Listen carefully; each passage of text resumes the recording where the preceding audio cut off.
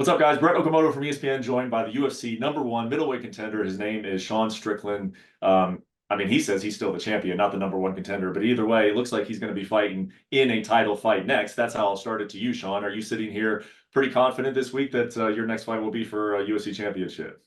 Oh yeah, no. The boss said, "Man, I'm next in line." We're looking at the rankings. I'm next in line. I don't blame Dricus for trying to duck me for fucking Whittaker.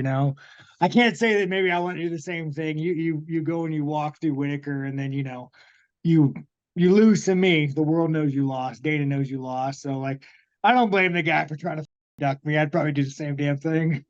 Well, I appreciate you saying that, and of course your fans love you for being honest. So you think you would try and take if you're a champion? Are you looking? Are you having some say? And once you're there, the money is I don't different, know, man. I mean, everything's you different. What you go. take? I mean, would you rather fight me or Whittaker after what he did to Whittaker? Like, you already know we're gonna have a 5 round war. Like, that's gonna happen. We're gonna go for 25 minutes and give some brain cells to the god, or do you want to go fight a guy who you broke in around 1 round? So I don't blame the guy. I'd be trying to do the same shit, dude. But that's not how rankings work. That's not how the UFC works. We're gonna fight my man to the death.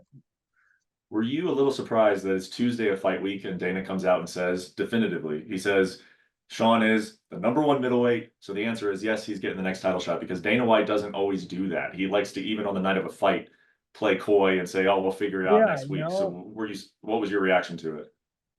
props to Dana, man. Like, I even had some controversy that day. I won't go into it, but like, I even had like, another Sean controversy that day too. So like, for Dana to be like to still double down and say, "Hey, you're next in line. You're doing it," even after I released what I said. Like, hell, props to you, Dana, man.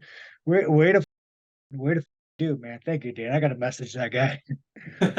Well, and he also said on the night of the fight in Canada that he thought you won, and he doesn't always do that either. So you've kind of had some you've said in public that your relationship with the UFC kind of is hot and cold. I think that No, kind of me and defines Dana, almost dude, me and everybody, Dana but have no relationship. I don't talk to Dana. I deal a lot with Hunter, but like, I got Hunter's number, but me and Dana, we have no relationship. I think I respect Dana for what he's done for the UFC. Look what he's done for the UFC. Not only that, dude, for freedom of speech. Like, look what Dana's done for like freedom of speech. Nowhere, nowhere else in any sporting aspect would anybody allow fighters, me or anybody else, to have such a personality. So like, I don't think Dana's like the Elon Musk of sports, so he says what he says. You're the #1 contender. You're going to fight the winner of UFC 305, and from my understanding, you don't watch a single second of that fight on Saturday night. No, I don't want to discredit Izzy, and I like Izzy. He's a stand-up guy. I love Kelvin. I love Kelvin, and I think Kelvin's such a great guy. He's a warrior. But like, I've trained with Kelvin for years. And when I watch Kelvin go in there and have that kind of fight with Izzy, I'm just like, are you really that good, Izzy? You're tall, but are you really that good? So I wasn't surprised one bit. Hmm. That's interesting you say that because at the press conference after you fought Paulo, you said the same thing about Dracus because someone was like, "Hey, what's going to happen in that fight?" I don't know if you remember this, but your exact words were like, "I don't think Dracus is that good." So maybe you just don't think Well, either one of them are very it's kind of good. hard. So like, you look at it from my perspective when I fought Dricus. Watch the fight. Until I had that, I mean, dude, that cut was nasty. Like they said it was in the muscle. Until I had that cut, I mean, like this has been a pretty standard, easy fight for me. It was pretty easy. And then dude, the cut was so bad that I mean, I couldn't see out of my eye. I'm left eye dominant. I just couldn't see anything. I went 2 rounds of like, I can't see. So even the fifth round, I couldn't see, but I was just like, well, we're just bite the mouthpiece and fight. So you have to come from my perspective after fighting both of them. I went 2 rounds where I was like, oh, this fight's actually relatively easy. To So I mean, again, I'm firsthand. I just thought Izzy, I don't know. I thought Izzy would have been a little bit sharper, but I still stand by it. Look what Kelvin did to Izzy. Like, that should not happen at your level. So I gotta believe that having said what you just said, going into a rematch with Dracus, like where is your confidence level at in terms of I mean, dude, Drake is a weirdo, man. Maybe he throws another headbutt and cuts me again. You know, maybe hopefully cut this side of my face. But no, dude, I'm always confident. Like, you know, at the end of the day, like I just want to have a war. Like, I think the thing going into that fight, like I'm gonna wake up Saturday morning, I'm gonna have all my gear, I'm gonna be looking at the clock, and I'm just gonna know that like I'm going into a fight that's gonna get some brain damage, you know, and it's kind of like it's kind of a nice feeling knowing that you're gonna go and just have a war. It's kind of nice. It's like a big moment in your life. It's exciting.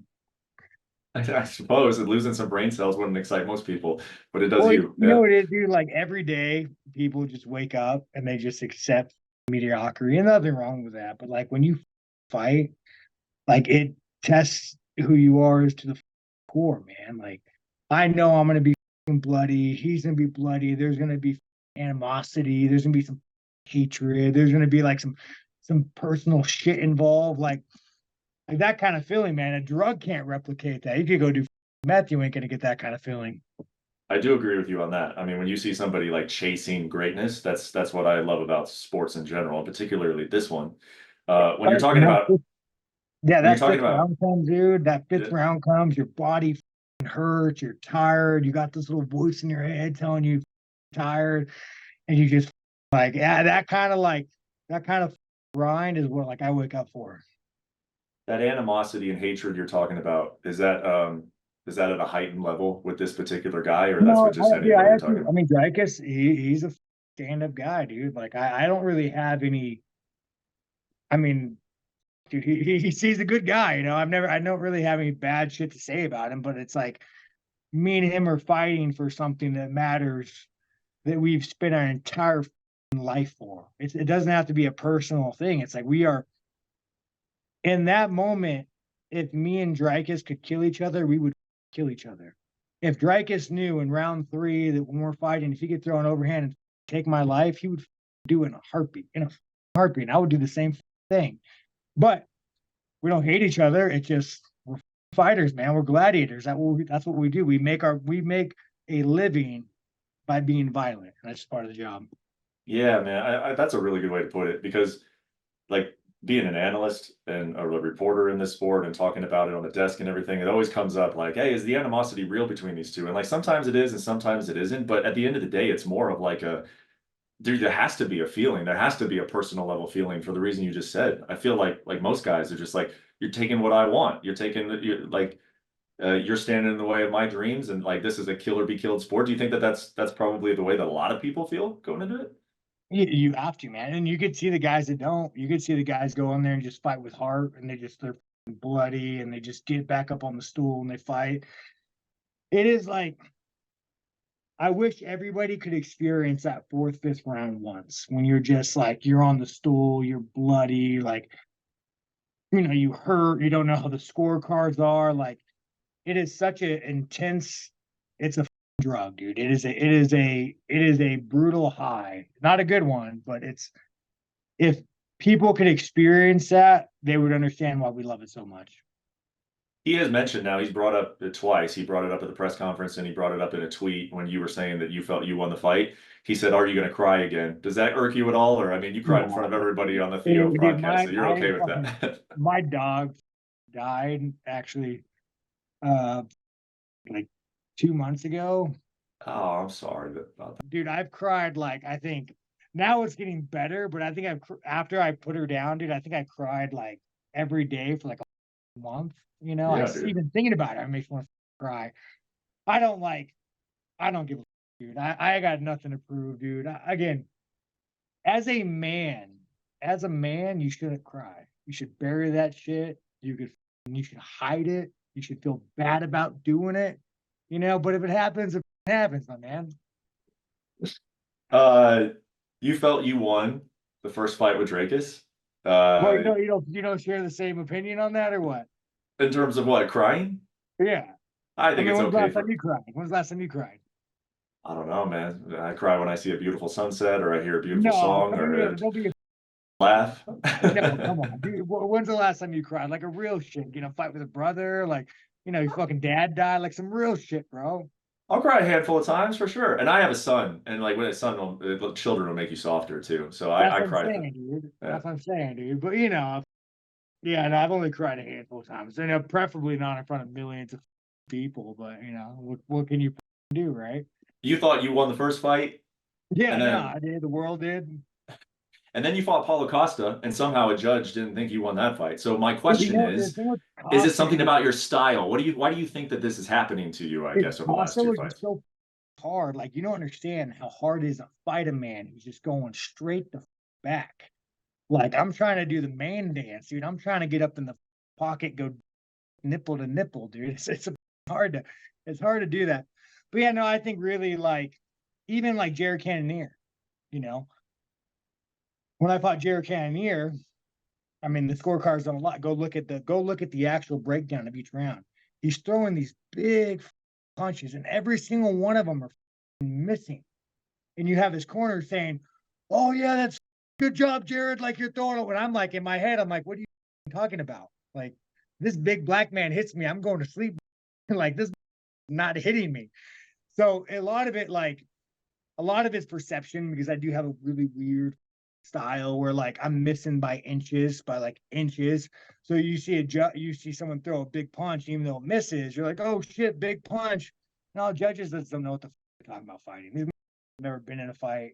They just don't. I mean, most of these idiots don't even watch the fights. You go look. I mean, you'll see clips of them showing judges dicking off while fights going on.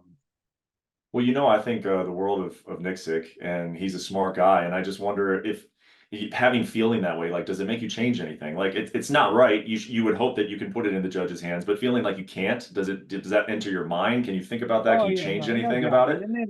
And then as much as anybody doesn't want to say they're biased, like I have such a strong personality, you can't judge me and say you're not biased.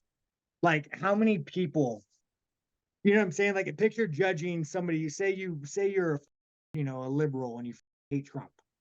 And now picture Trump's a fighter and you say there's a close fight or whatever it might be. You're gonna not vote for Trump. Like we all have this bias and us, I'm fully aware of that. And I mean, it kind of sucks. It just kind of sucks to never know you'll never win a close fight.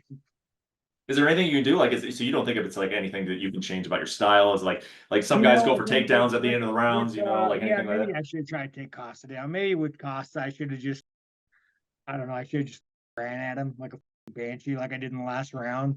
But yeah, probably just push more. Good thing with Dricus, I don't gotta do that shit. Dricus comes forward. Yeah, He's a fun fight, dude. You don't gotta chase nobody. yeah. I don't want to spend too much time on this because I actually don't think Dracus is like quote unquote like really trying hard to duck you. I mean, he even said that like, oh, I think Sean's next if that's what the fans want. And when he talked about No, Whittaker, he was he asked, recently did an interview where he was like, "Oh, well, Whittaker this, Whittaker that." Like, no, ain't no Whittaker. It's me. Mhm, It's mhm, me. mhm. The only other thing that came up was your friend Alex Pereira saying that he would go back down to 185. What did you think of that? And then Dracus showed a lot of Let me interest tell in you, dude, that. Alex is big ass ain't going back down to 185, dude. Like Yeah.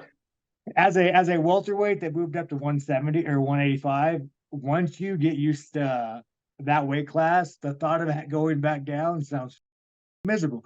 I think Alex should fight him at 205 any day of the week. But yeah, and Yeah. I think Alex any day of the week is 205, 100%, dude. But Alex has a good fight with Browntree. I think it's a really great fight for Alex. Yeah. Yeah. Yeah, so And just to throw my 2 cents in there, Alex, I do know this about him that the last time he fought Izzy was for a championship. He was the champion, and he told his team, "I'm never gonna fight at 185 again. Even if I win this fight, so I'm never gonna fight at 185." dude, even when I lose, I have no ill will towards people. Like, it's like, dude, we're fighters. Like me and even not once me and Dricus fight, like whatever, dude. Like we have 25 minutes to prove our shit once it's done. And I remember seeing Alex for his last fight in the back room, and dude, he looked like death. Like when he last middleweight cut, I walked to go say hi to him, and dude, he just looked like death. Like to a Yeah. point where I'm like, man, like this ain't good for you, dude. Like you Mhm. go up. So I think at 205 you do in a heartbeat, but yeah, 85, man, I can't see him doing that. Luckily for us. You win the championship against Dricus. And actually, first of all, what have you heard from the UFC at all? Like, when would you guess this thing's going to Oh, happen? yeah, man. You know me, I'm always in shape. I'm always training. I don't take days off whenever they want it. Um, and also, I don't see a world in which this happens, but they have talked about South Africa. And I know you tweeted about it, but do you think that's Dude, even a you know the thing about South possibility? And Africa, like, dude, no, not yet. I think maybe at some point, but they're not ready yet. And dude, South Africa's such a like. I don't say that. Everyone's like, I know I talk a lot of shit, dude. I've been to South Africa. Like, oh, you I've been have? to. I fought in South Africa once, What? and You it's like, have? I didn't know yeah, that. yeah, dude. And it's just like, I just remember like it's racist, it's shitty. You know, it's like everybody's impoverished, like, no, well, not everybody. The black people are poor, the white people are rich and live in compounds. I just like Huh. don't send me to these places. You know, like South Africa is rated the most unequal country in the world. I mean, how the do you even get? They got North Korea, dude. Like, what are we doing here? You know, so yeah, the World Bank again. Don't trust the World Bank, but they rated it the most unequal place in the world.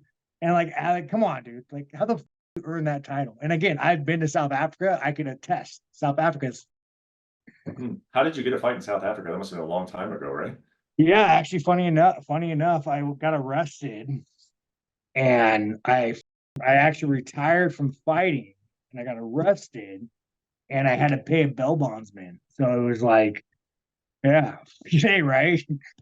So it's either pay your bail bondsman or go to jail. So if you need to quick cash, what do you do? So I went and fought one of their like a guy named Donovan Hockey on like 2 week notice in South Africa just to pay a bail bondsman, not to go to jail. Wow, that is an extremely random story that maybe we'll get Yeah. into a little more if you ever do fight again in Also South how I got Africa. back, literally how I got back in MMA because I was like, this sport, I'm broke. I'm living in gyms. I'm like, I'm 19 years old riding a bicycle like a loser. Like I'm done with this shit.